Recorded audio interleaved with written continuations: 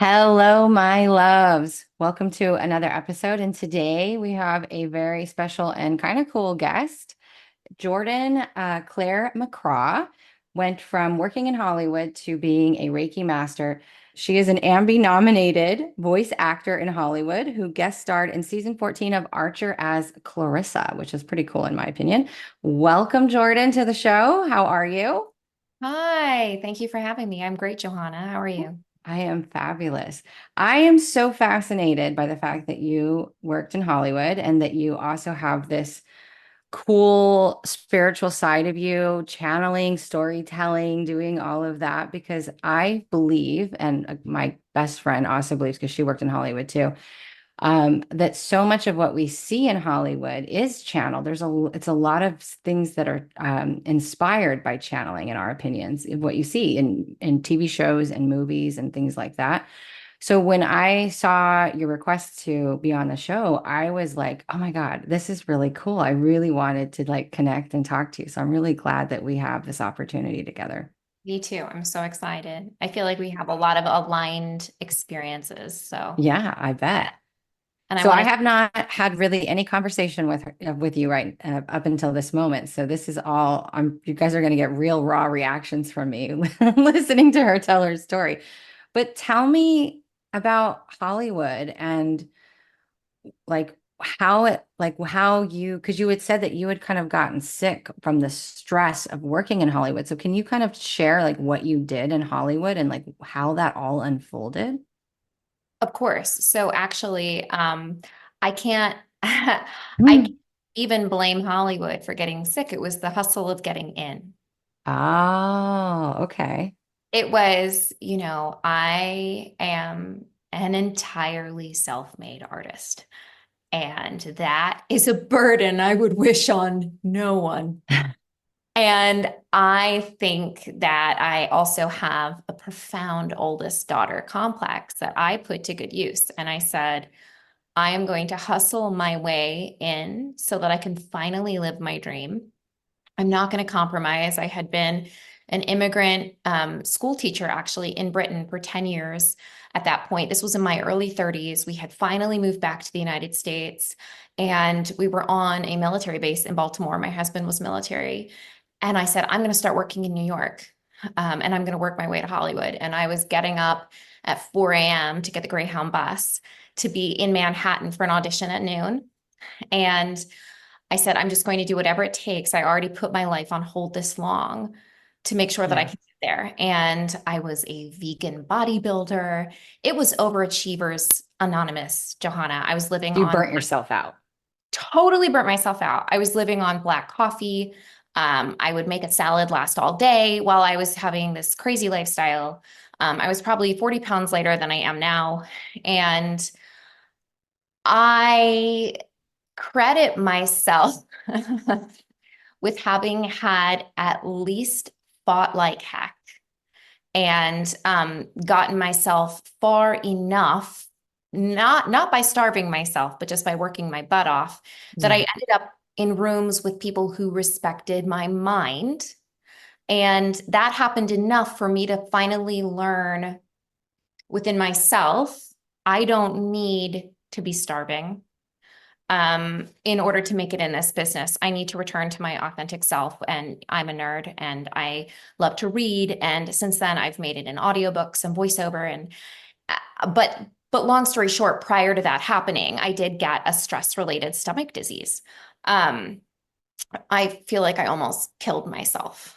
And obviously by accident, I was trying to thrive.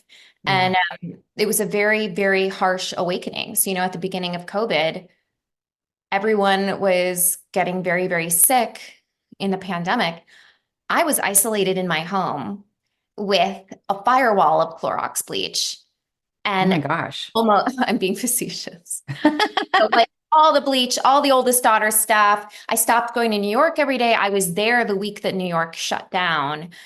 It was so traumatic, so I was very hyper vigilant about my health, and that's when I got sick. So I gave myself a near lethal condition while isolated in my home. because I started working out every day, I leaned in even further to my goal of being perfect and making it out here. And it was only because of the stomach disease, and Western medicine could not help me. In fact, Western medicine almost got me killed on several occasions, that I was forced to Google um, shaman near me. I love that. I love that that's what you Googled. I didn't know what else to do. I How read it. did you knew what a shaman was though? Oh yeah. I Okay. mean, I was always an avid student and um of, anthropology, and I mean, I knew enough. I grew up outside of Tacoma Park, Maryland, so Okay. I had at least like peripheral hippie activity at all times. I love But peripheral I activity. had never been to anybody like that. And Yeah. yeah, so it was, well, I will say that after it, after all of that, of course, the irony is that I've made it in Hollywood by just listening to my heart, and not, it has nothing to do with how I look. No one sees me on camera anymore. I am free. I am in a Yeah. booth in my sweatpants, just living my best life. But it was the self-imposed drive to make it according to other people's expectations of what I should be and what a Hollywood star should look like. That's what nearly got me done in. And yeah, but that is also what began the journey. So Right. I feel like my arts career is meant to go hand in hand with my spiritual um ascendance. I don't know if that's the word. My Yeah. enlightenment. I'm Yeah. not allowed to It have was a one. part of your path. It was a part of your path. It's my path. Yeah. Yeah, I think it's the carrot dangled. I would do anything for my arts career. And Yeah. Spirit knows that. So it's like, okay. Well, What was your stomach disease? Did you have a diagnosis? yeah. So there were various things that went on. At the core of it was fundamentally gut dysbiosis, and leaky gut. And it caused some sort of, for lack of a better word, in layman's terms, parasitic and bacterial SIBO overgrowth. I had, again, at the time I was a vegan bodybuilder, and I had doctors say to me, this this condition,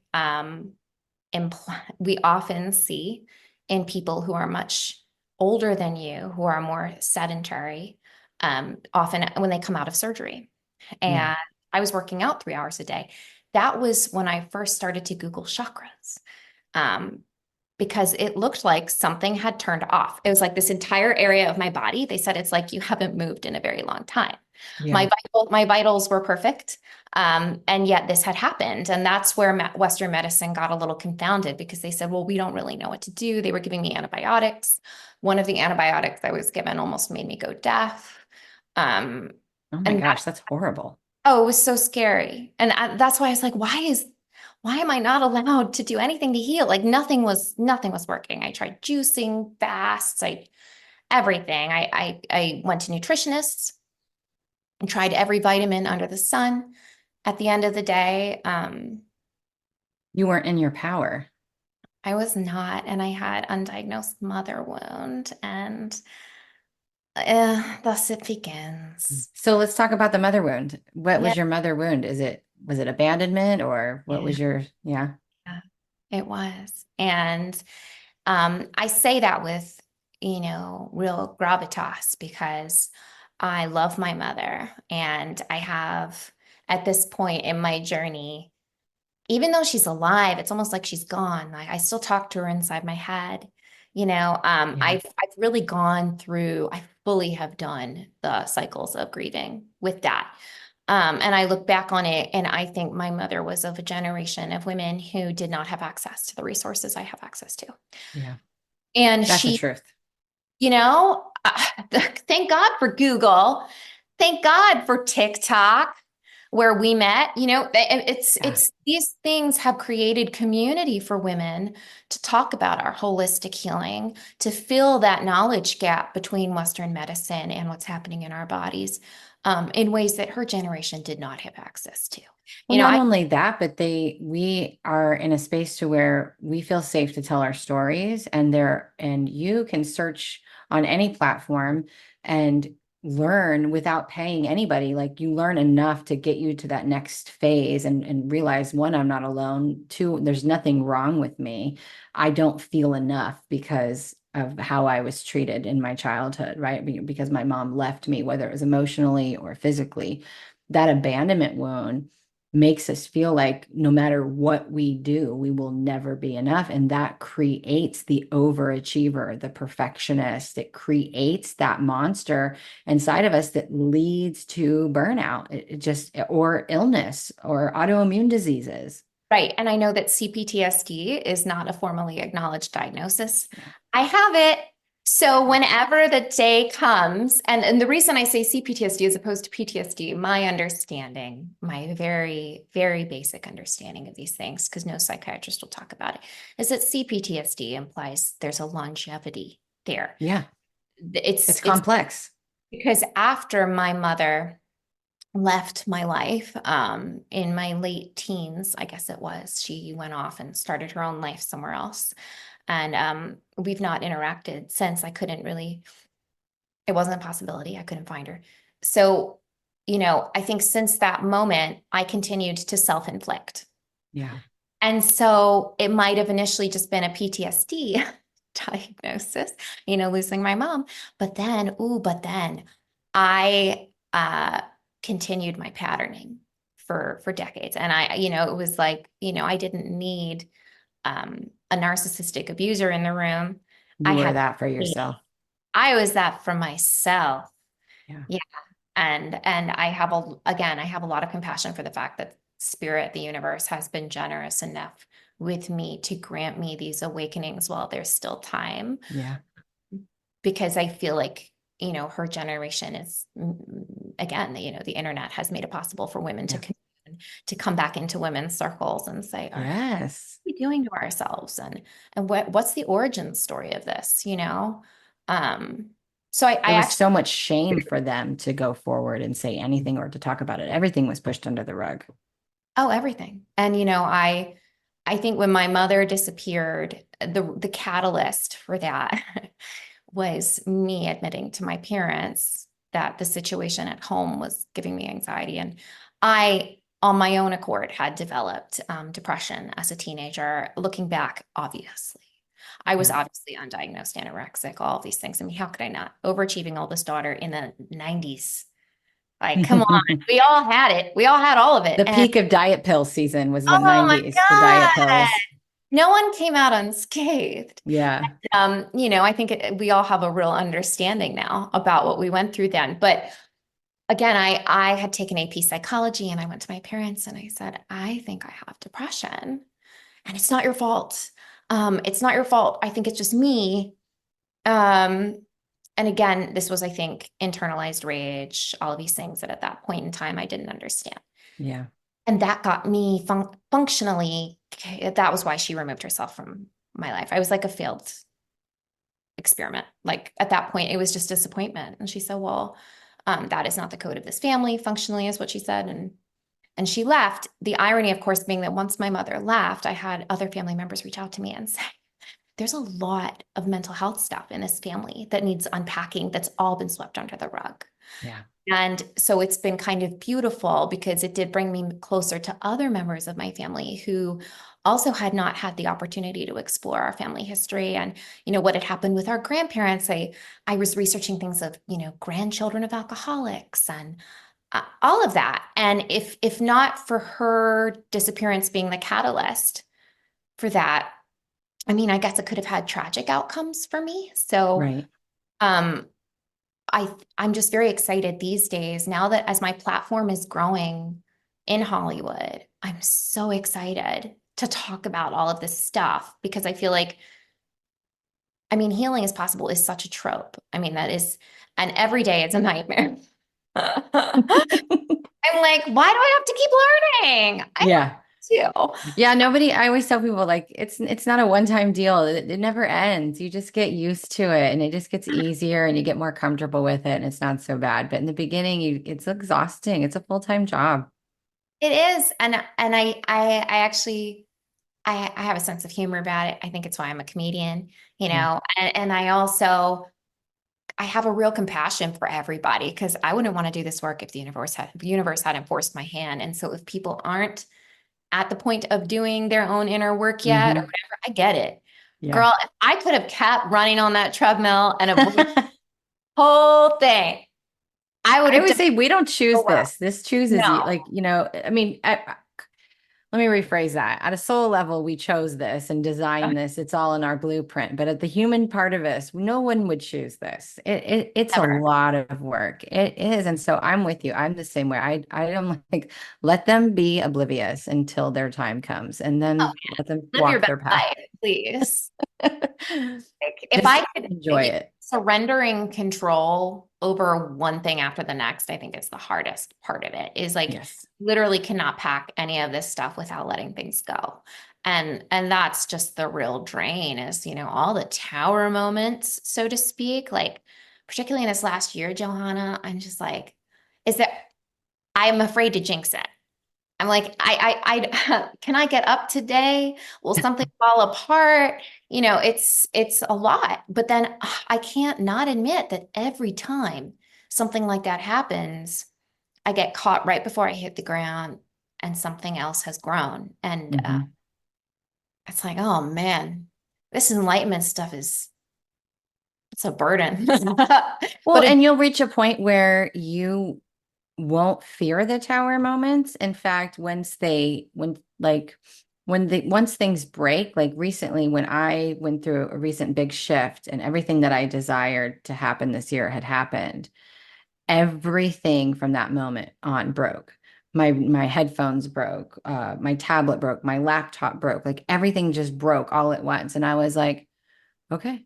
Like I expect this at this point because I broke all the patterns, I broke all the energy. So now it's time for fresh and new. And I had to trust and have faith. And you learn to not fear it anymore and you see it as, oh, I have broken free of the shell or the cage of the old me, right? And now I'm expanding and growing into a new form. And so of course everything around me is breaking. It's to be expected. And so we all get to that space on our own, but you won't fear it. You just reach the point. It's still annoying though. It's it's still very annoying. inconvenient.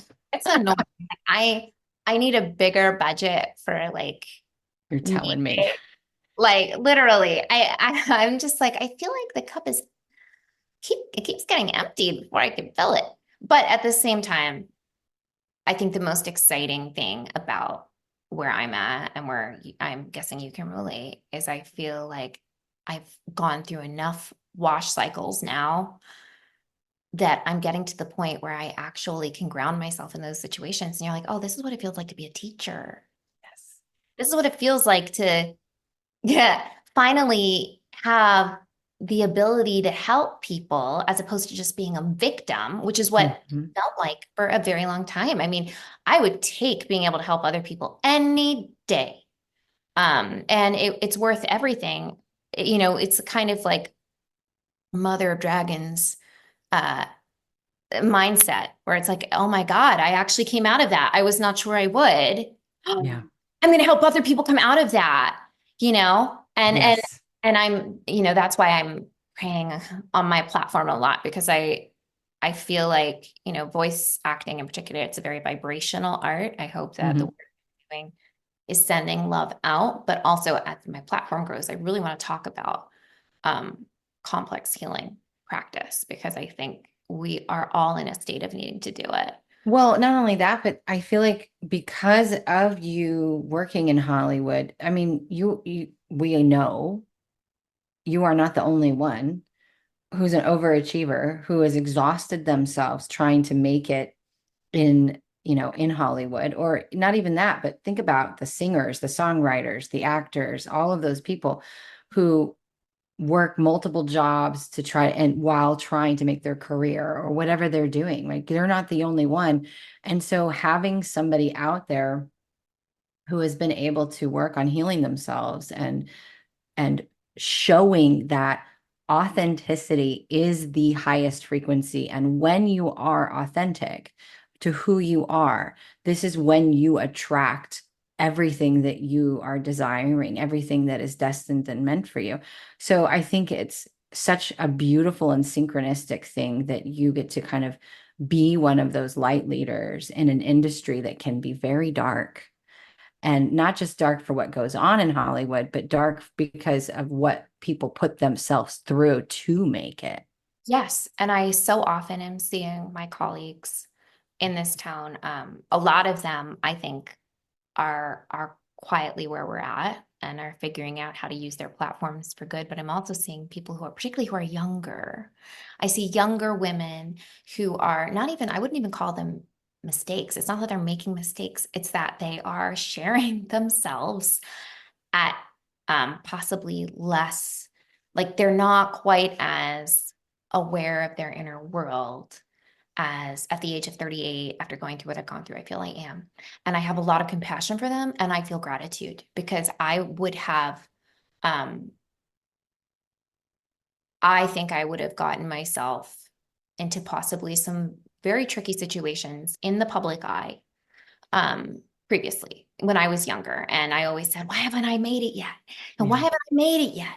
And it's just, I'll be darned if honestly the universe did not give me a thing worth holding until I wasn't just gonna mess it up. I mean, Yeah. and so that does give me faith. It makes me think, okay, I was kind of a late bloomer.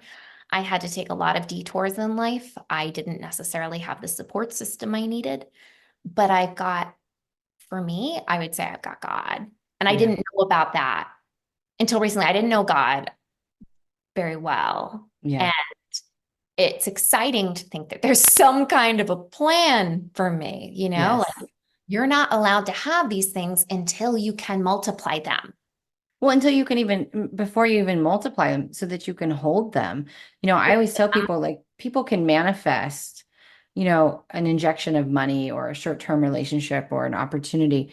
But if you can't hold the frequency of that in which you are receiving, you won't be able to keep it. You will lose it. You will manifest more bills when you have more money. You will manifest problems when you got the relationship, whatever it is, an illness, something that will cause you to not be able to do the thing. So you have to put your space, you have to be able to embody and hold that frequency. Like, you have to expand your container. And Jelly Roll, the country singer, he recently said in some interview somewhere, because he's older in life, making it in an industry that, he's what, in his late 30s, early 40s, somewhere in there. And he said, thank God I didn't make it 10 years ago or 15 years ago, because I would have, I probably wouldn't be alive right now. He would have gotten into the wrong crowd, or he would have done the wrong things with it. And so there's always a reason. When you are there and you can handle it, that's when you're going to receive it. And I had channeled not that long ago, for myself, for similar reasons. They said, we don't give you or take away anything from you unless it's going to help you. So you're never going to receive or have anything removed from your life unless it's meant to make you better, or to make you stronger, or for you. So, and because when I lost everything multiple times, I was like, what did I do in a past life? Like, Yeah. what did I do? Like, what, I'm like such a, Johanna, I used to joke that I must have been Marie Antoinette. I'm I'm like, serious, what that right? happened? You're like, what in the world? Because we're both, we're good people. We have big hearts. We're like, what in the world? Why is this happening? And so I would get that way. And they're like, no, it's happening for you. And I always heard that and I've channeled that. But when they brought it through in that way, like, hey, we're never going to take something from you or give you anything unless it's going to help you. And I was like, oh, okay. And coming out of the other side of that, I'm like, I would not be who I am today, fearless and enjoying the success that I am right now, had I not gone through that. Like, I really needed to go through that. And so it's important that we mention that, because it can really help, because there's so many people like us who have been through things that they're like, why? There's no reason for this. Yeah. I'm such a good person, or I'm doing all the right things, and yet here I am. Yeah. And I would say, um, I think a lot of people are having that existential crisis right now. Yes. I feel very grateful. The other reason why I feel very grateful to be more of a late bloomer in this town, um, is I have taken my time to go round and round and round and round the block of the human story a lot. And I feel like I am a storyteller, and there is no risk of me forgetting my humanity at this. Yeah.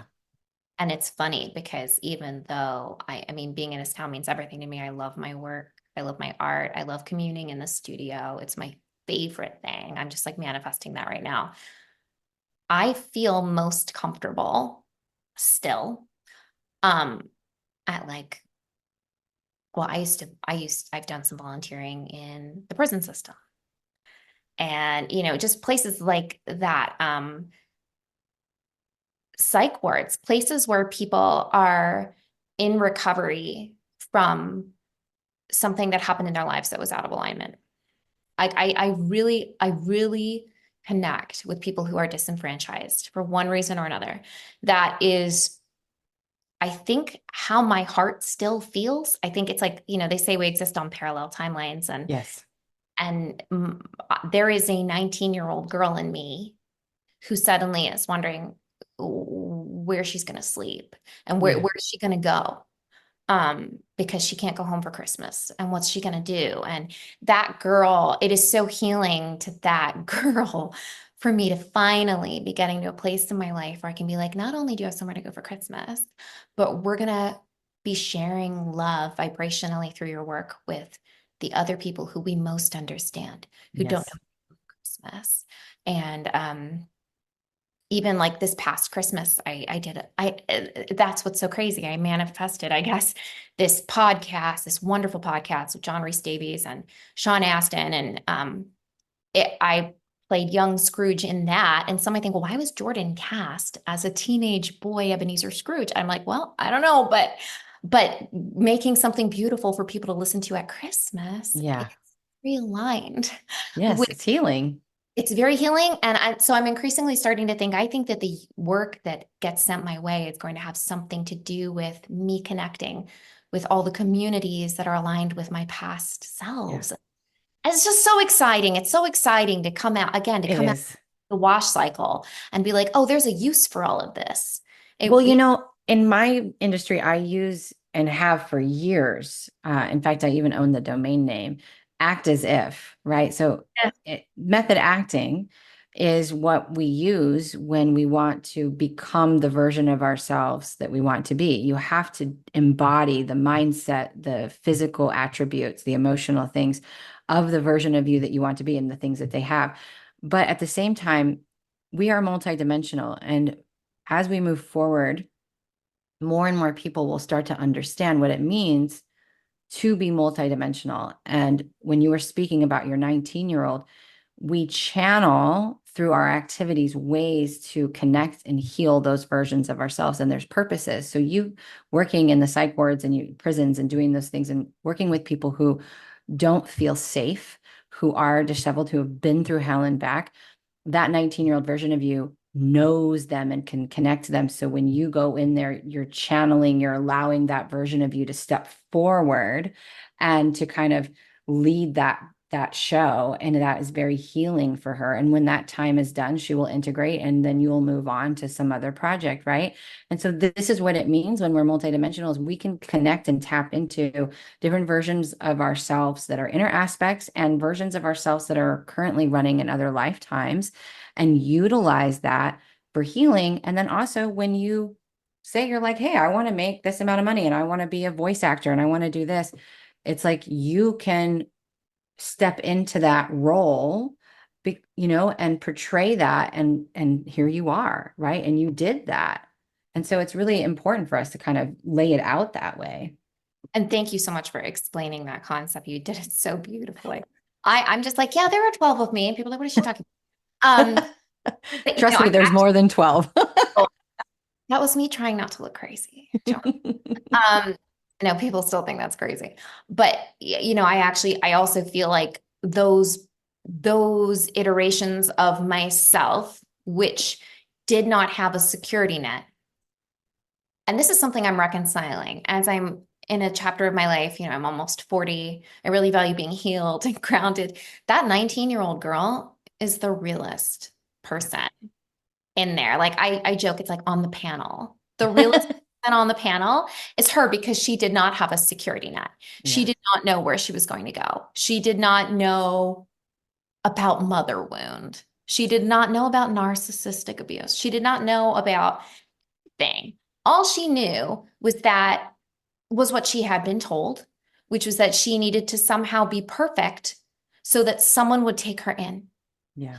And that girl is so real because that girl had to be so hyper aware of everything in her environment in order to carve out a life for herself. She was so Yeah. hyper present. She had a lot of wrong ideas internally, but she had to be so observant of the world around her and think, where can I fit now? Because I Yeah. don't have a birth family. My family have dissipated. Where do I go? And she had to carve a world from scratch. That, Yeah. that kid is smart and she lived more than any of my selves have lived because she had to be so hyper present. And then later you heal the hypervigilance, you heal all of Yeah. that. And being a Reiki master helped me. It's funny, they say that when you take the Reiki in, and Johanna, you're probably familiar with this, that it removes things that it's not compatible with. Oh, And yes. my OCD, bonkers. I still had suspicions all the way through the Reiki master practitioner process. I'm thinking, I can do this and I feel something. And, but the day after my final ceremony of becoming a Reiki practitioner, I woke up and I didn't sweep the house. I forgot. And anybody who's had OCD knows you don't forget. Yeah. You Yeah. forget to do everything else, but your sort of tasks that you've decided make you safe. And it was just gone. And then my husband was a few weeks later, he's like, oh my God, the house is it's really gross now. I'm like, You're like, and you're welcome. oh, well, I'm healed. Yay. Aren't you happy, honey? I'm so healed. So as you were becoming a Reiki master and going through those, those stages and bringing those frequencies in, what happens is it shifts your internal frequency. And this is what I always tell people, like when your internal frequency changes, you're no longer the version of you that you were. So there to have OCD, to have those types of fearful, controlling things that need to be done that are regulated, by they're ruled by a dysregulated nervous system. Mhm. When you did that, you moved into a different frequency, which is essentially a different version of you.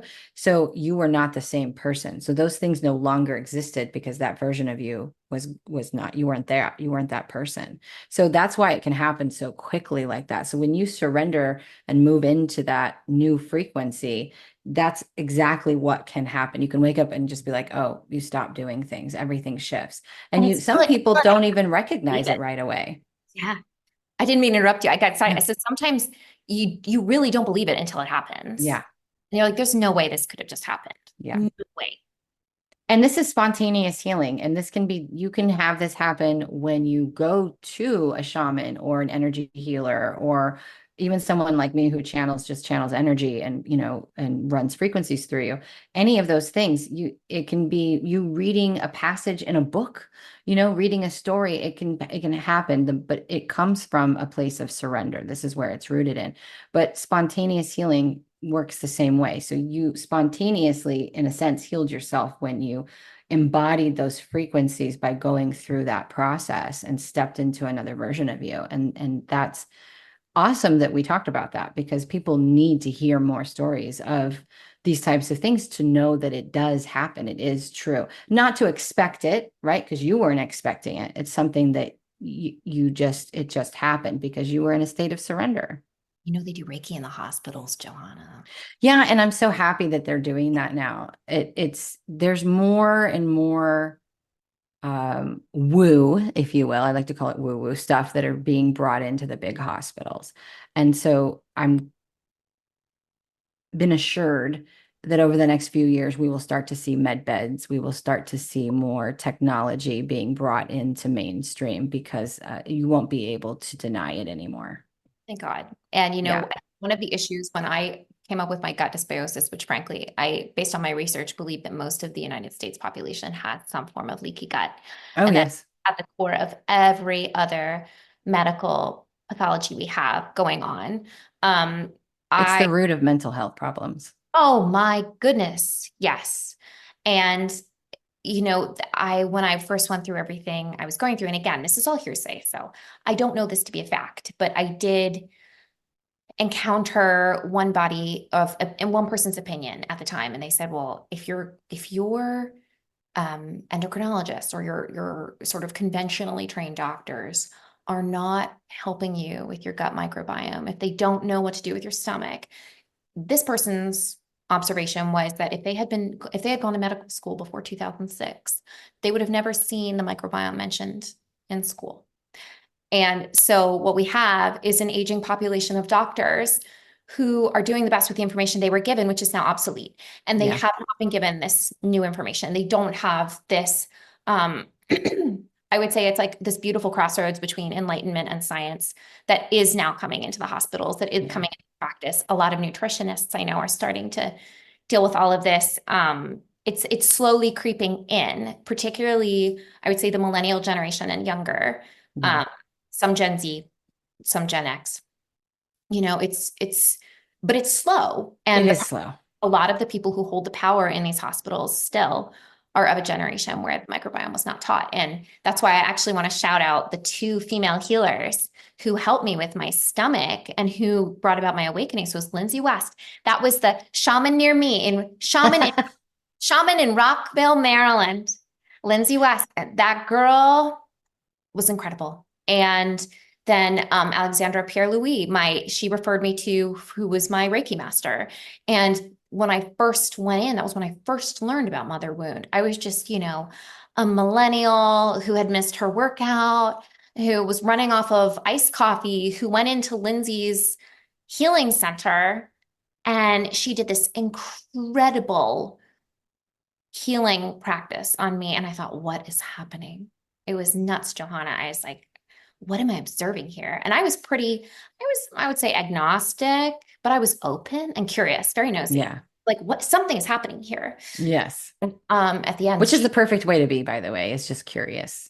curious. That's all we have to be. And she said, you have something called mother wound. And we need to talk about it. We need to talk about your chakras. And then I was looking at chakras as juxtaposed to acupuncture points, which are also covered by health insurance, acupuncture. And so I was like Yes. starting to piece it together. And I'm thinking, there are things I'm not being told. She Yeah. sent me to Alex to start doing Reiki on my stomach. That is the only thing that helped. Yeah. And I think at the end, also lowering my cortisol levels. There were things that like contributed, Yes. but these women brought about a huge awakening. And I have to tell this one story. The first time I went to Lindsay, so again, shaman near me, I laughed and I thought that was wild. And I called my husband. I said, that was really crazy.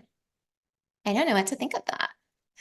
And I went home, and that night I saw a ghost. I'm not even lying. It was my first ghost. I was just like walking around downstairs, and this guy was just standing there, and he was like in I don't know, like I guess a wife beater. And he was upset and he was pointing to the trunk of a car. And I just knew it was his girlfriend and this other guy getting in the trunk of a car. It was almost like a drawing on a chalkboard in the air in front of me. And I Yeah. understood what he was saying. And it was like he was upset. It was like he had passed and she was moving on with somebody else. And this all happened so fast.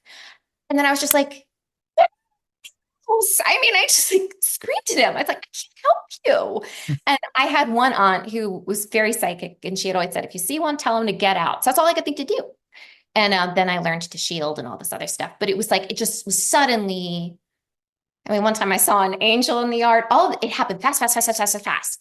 Like so fast. Going to one shaman, and that was it. The universe was like, welcome to the party. And it's Well, taken she me just opened you up. She up.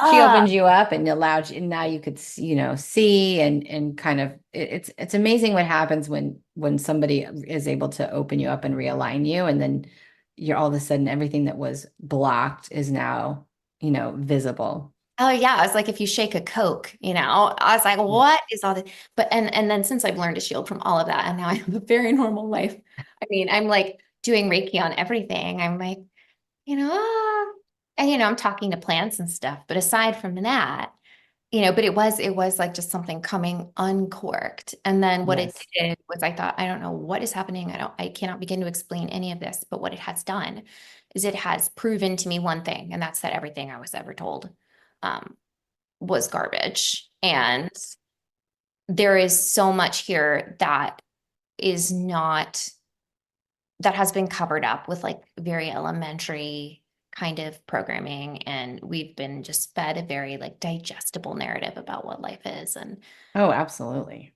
oh my God, I feel like if spiritual health was more pop culture, um, people would not feel that they are alone. Yeah. I don't necessarily think it's pop culture, but but it is starting to become trendy for the whole gut health era is becoming a very trendy topic right now. And I think that it's a good trend. And people don't understand that when it's tied to gut health is the closest thing to our mental health, right? So our gut brain is in our actual gut, like our true brain is in our gut. And this is why there's the seed oils, the processed foods, the genetically modified stuff, all the chemicals, the fragrances, all that thing, all of those things affect your gut and the gut lining, and it destroys it. But on top of that, if you have a lineage full of women who have brought down a cycle of abandonment or abuse or sexual abuse or any kind of neglect or any kind of trauma that they've carried down, that gets brought through your sacral. So that gets brought through all your female organs. It gets brought through your digestive tract. And those things are there. And it's part of it's in your DNA, it's in your blood. So even if you don't have necessarily a trauma that's happened, a lot of people have issues because it's just come through genetically. They're there to break that cycle. And so when you start to do the work to heal your gut and you start to change the things that you are putting in your body and starting to repair that, which is a pretty lengthy process, honestly, depending on how bad it is to heal your gut. I think it's It maybe does help bring clarity to your mind. And then it's a process of unlearning everything. I always say you're not really learning anything new, you're unlearning everything that was not correct. there's no textbook for this. And that's why Mm-mm. actually what the whole thing is about. I have a personal theory. The whole thing is about learning our intuition. The Yeah. whole thing, like regardless. Trusting your gut that's no longer clouded or distorted by the chemicals that are put into it. And this is why I think it defies religion. It defies any kind of spiritual orientation. I think if we were a society that was living on its compass of intuition, Yes. well, first of all, we would not need nearly as many pharmaceuticals. So that's why this is not funded intervention. But, we would be a much, much happier and healthier society. I think, even Yes. one of the main mechanisms I've used for healing my relationship with food and exercise is intuition. And Yes. um, when I realized that stress was such a big part of my problem, Johanna, I knew I had to stop working out as much as I had been, or I needed to exercise differently. And that's very hard. And so I started asking myself, okay, what do I need to do today to get the balance right? And then even if I don't like the answer, Yes. also intuitive eating, Mm-hmm.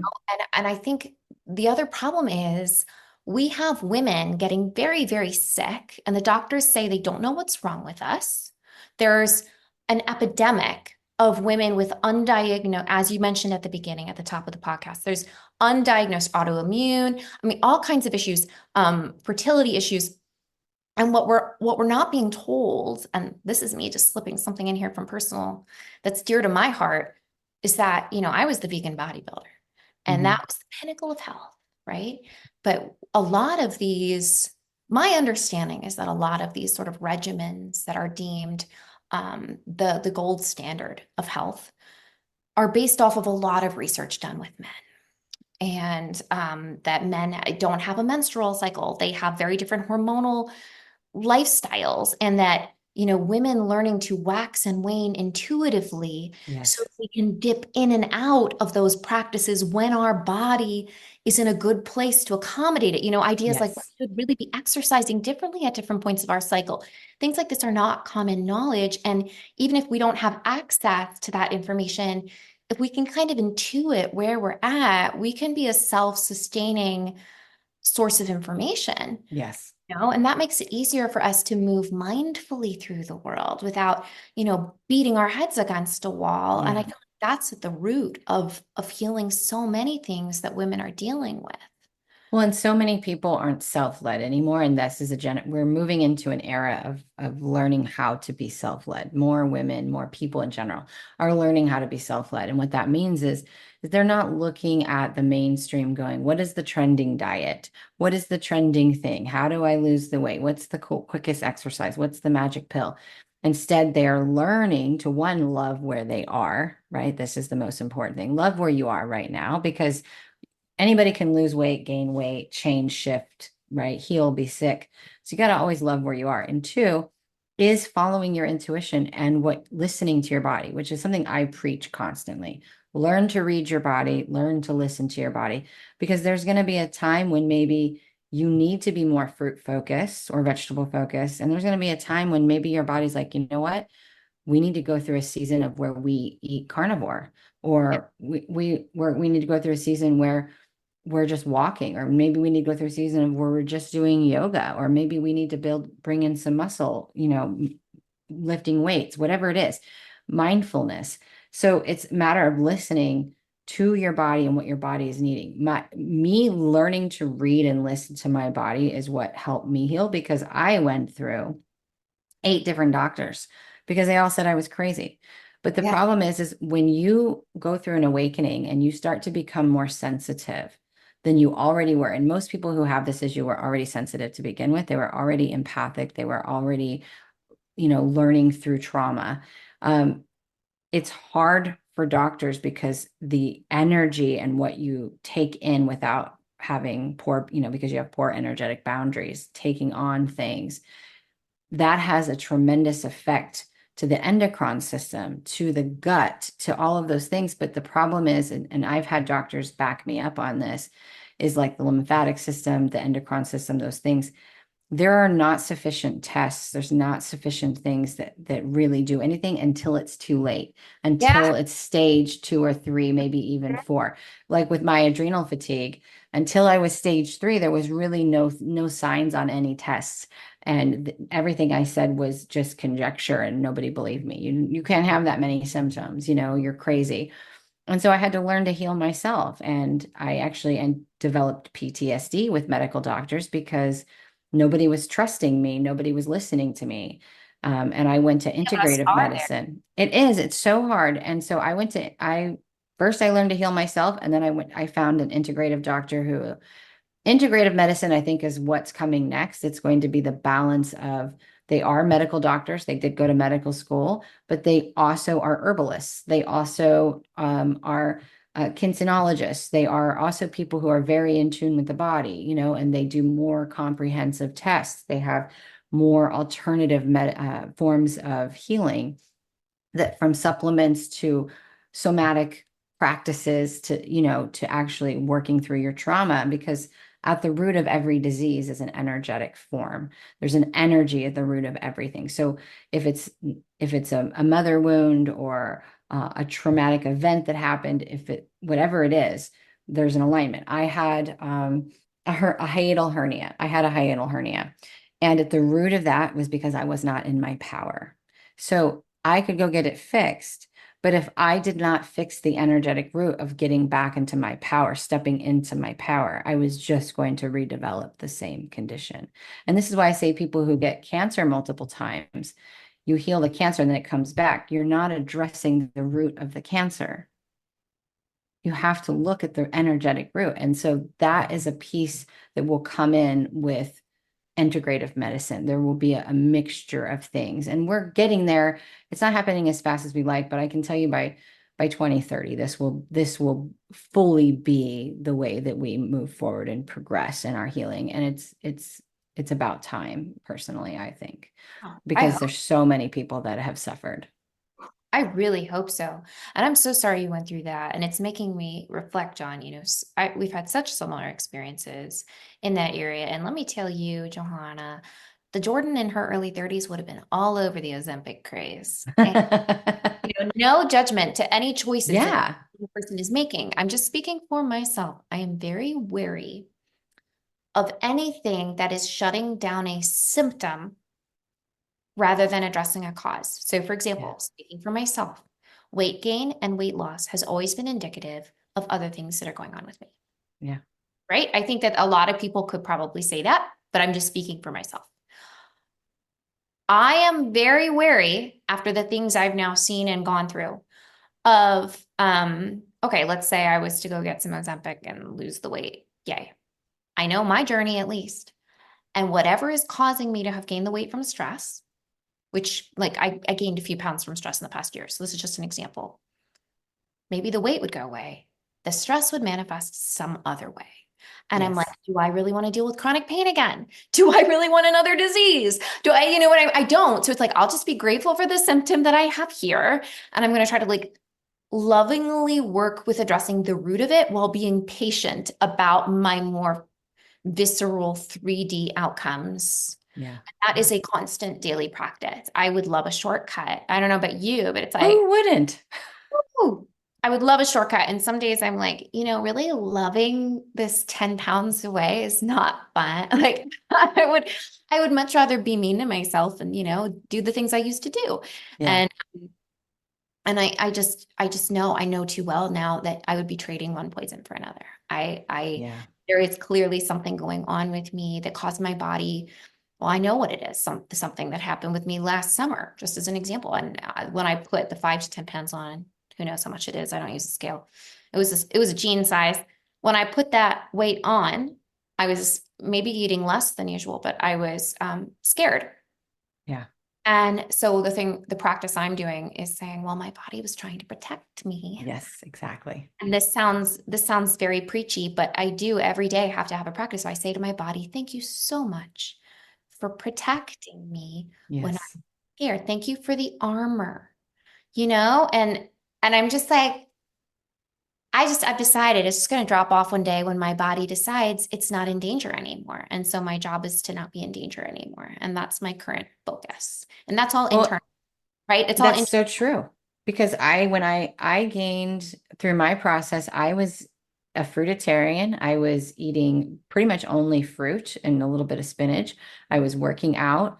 There was no reason why I should have been gaining weight. I gained like 85, 90 pounds. Why? Because I didn't feel safe.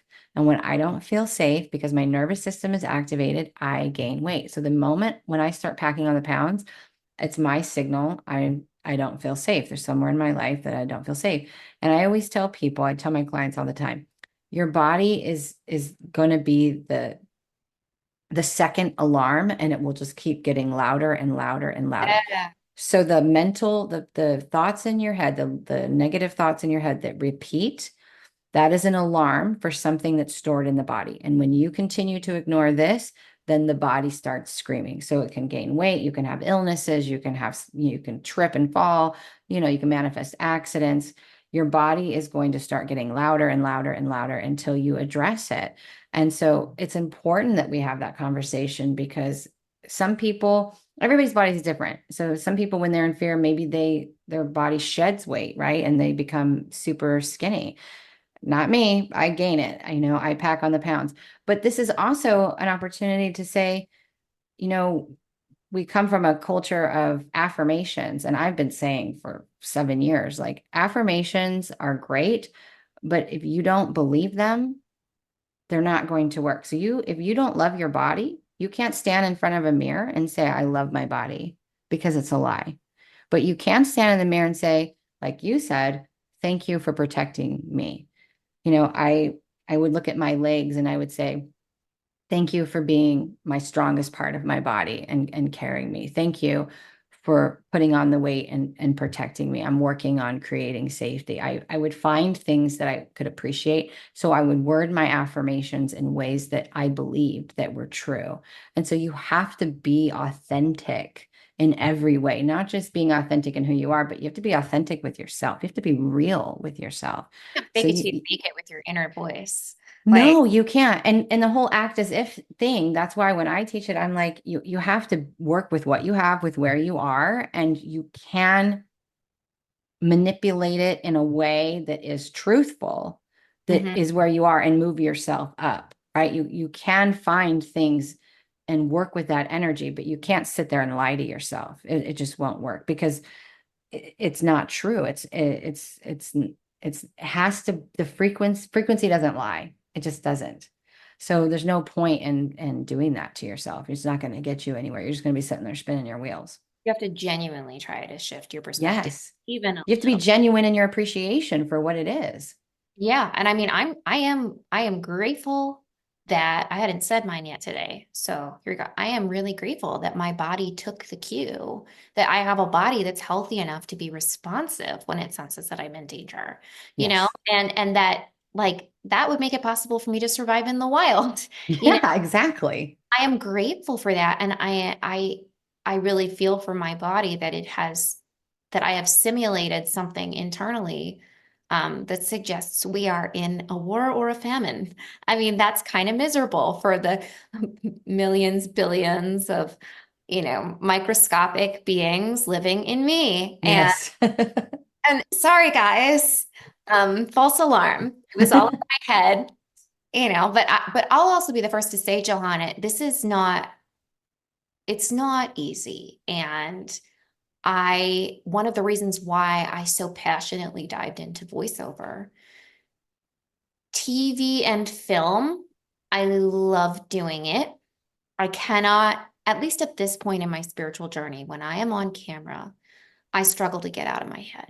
Now, if I was about my appearance, if I was cast as, and this will be my heyday, when I get cast as Appalachian grandmother who's on drugs, fabulous. Like when they wrinkle me up and they're like, you have a tortured background, you've really struggled, you're living in poverty, when they can give me a character. But the problem with being a blonde, blue-eyed white woman in her 30s, they're not giving me those roles. Yeah. I'm up for like Disney mom, up against women who are naturally thin, and all I could think about was they're looking at how I look. Yeah. I hate it. And it inhibited my creative process. The vibration of all the work I was creating was garbage. I was very rarely booking. I was so self-conscious and neurotic and self-loathing. And I finally got to the point where I thought, you know what? I have a master's degree. I don't want to be presenting my work knowing that my face is a big determining factor in the success of that, or my jean size. I don't want to tell anyone what I weigh. Why Yeah. should I have to do that anymore? Now, for some people in TV and film, it's just part of the course, right? But for me, with my history of eating disorder, I just thought this doesn't work for me anymore. I Yeah. want to be appreciated for my creative gifts based on my mind and what I actually bring to the table. And if you want Jordon to bring her body to the table, I'm going to have to bring myself in like 12 pieces. Like, this isn't fair. I do not just show up in the room like, hi everyone. Yeah, I woke up like this. Like, no, I have to will myself. It takes so much self-talk for me to present myself physically in an environment, Yeah. if I am behind a mic, Johanna, I joke, I very often play teenage boys. And I used to work with particularly British teenage boys. And the beauty in that is a truthful vibration for me. I Yeah. spent a long time in England working with very troubled, very often teenage boys in my practice. That was one of my specializations as a teacher, was working with kids who couldn't really conform to the system. And there were so many of them. And actually, those boys said to me, Miss, that was when I went on maternity leave. They said, Miss, don't come back here, Miss. Go be on the radio, Miss. Follow your dream, Miss. Aw. And so these little plonkers who made my life a living hell, Dad, what are you doing here? Go live your dream. And then I Yeah. kept laughing because, like, even in Archer, yes, I was cast as Clarissa, the British museum curator, but then they also cast me as Half Pint, this British street urchin, this boy.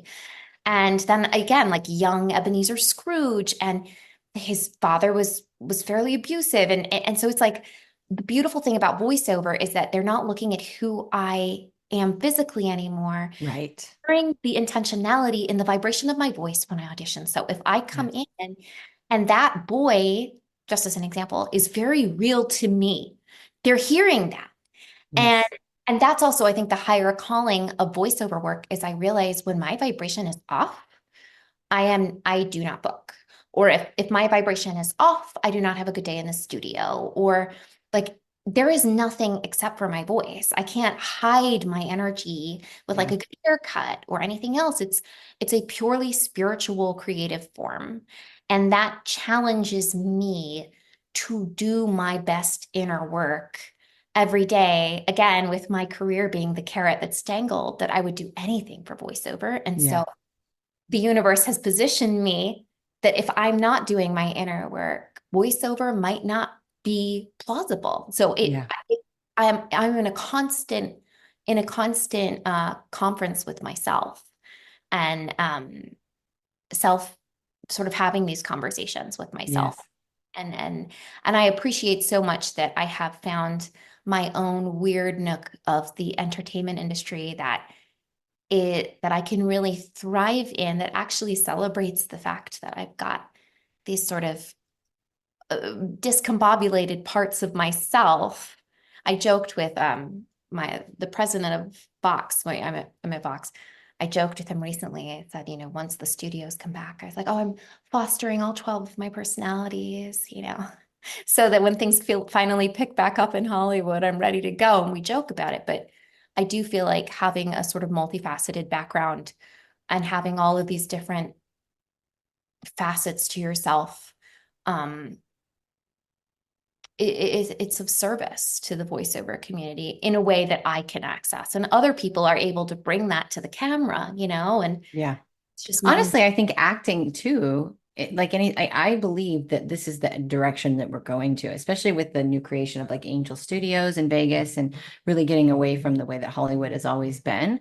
I think it is going to go to be a more authentic industry. And that's the direction I think that a lot of this will eventually go towards, and that people will start using the realness of who they are and channeling those different parts of themselves into these roles. I think I feel that that is the direction that things are going to go into, and that is a beautiful thing, because it is more real, because we're in the frequency that we are on the planet right now. You can't hide anymore. There is no masking anymore. You are who you are. And that's why we're seeing so much being revealed in so many areas like that.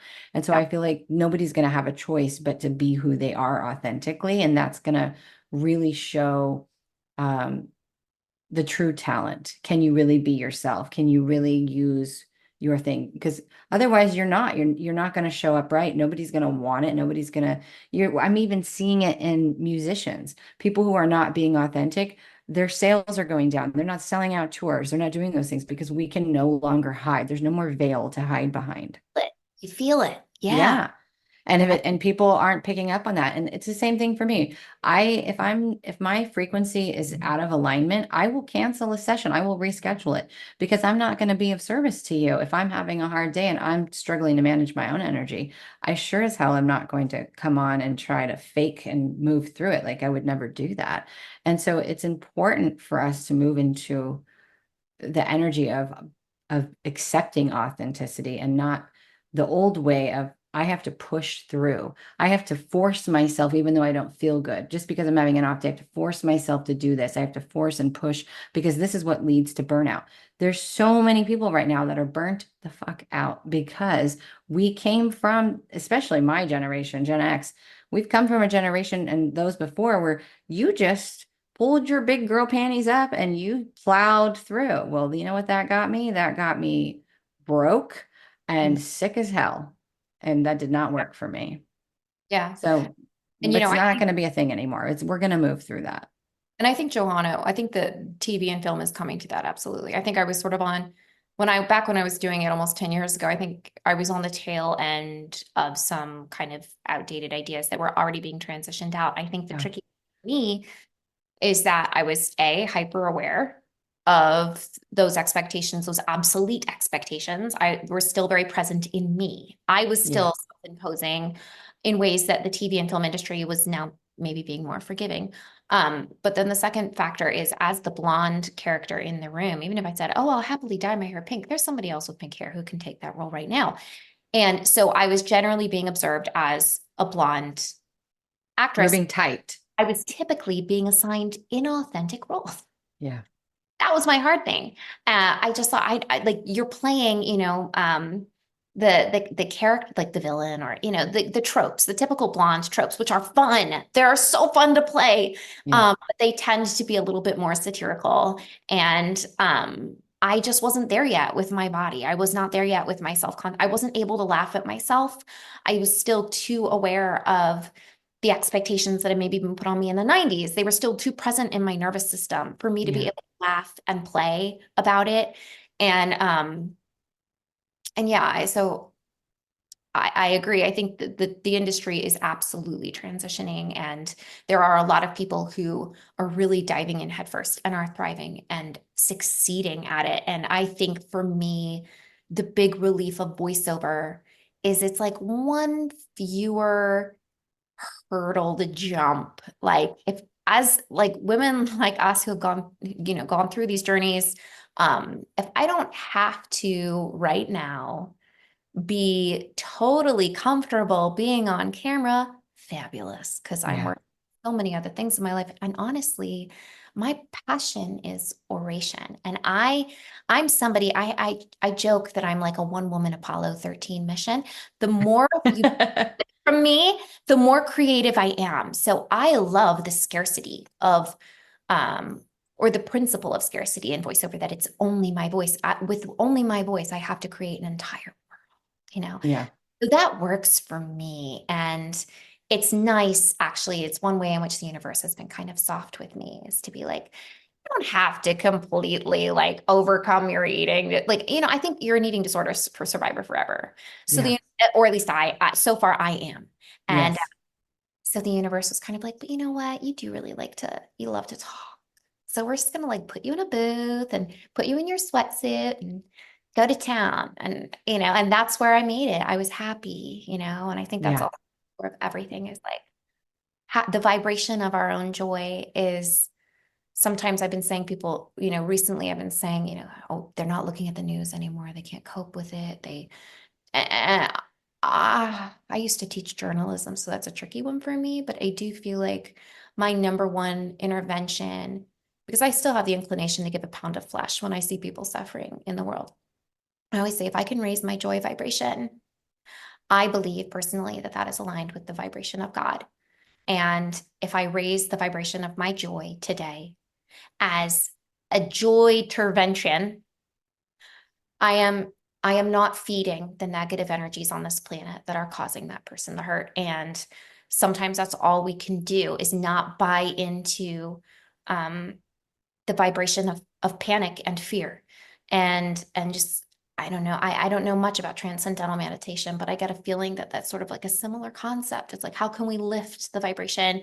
And if we each start with ourselves and sit with ourselves and know that it's safe and not scary to do that, that we are advocated for, the more we have a community that's growing who are all doing this work, I think by cooking one little person at a time, the job will eventually get done. We'll eventually be a more whole and cohesive society, because every single person will be walking around more on their compass than they were before. And I think it's like an ocean, not to mix metaphors here, but the waves will flow. We'll just be sort of more in sync, and not constantly bumping up against one another. That was beautiful. Well, we are getting towards the end of our episode. I feel like we could probably come back and record a whole nother episode. I feel like there's so much more that we could talk about, and maybe we might just do that. I feel like I would love to have you back on again. And I would love for you to share with our audience where people can follow you, because I feel like you're an inspiration, and I think that you are a leading example in an industry that could use more leading light examples. And so if you'd like to share where people can follow you and maybe tune into your, what you're up to and your voiceover work, I would love for you to share that. Thank you. I would love to talk with you more. So as for following me, I am currently, um, well, I'm on IMDb, obviously, but on Instagram, I am JC McCraw, JCMCCRAW. And I am enough of a millennial that that's what I use mostly. threads came too late for me. I was like, I'm 104. I can't do threads. I don't But even know what that I can't I'm on it, but I don't do anything with then it. they made it X, and I'm like, this is too much now. I It's need too like a much. fair price walkie-talkie or I'm out. Like I can.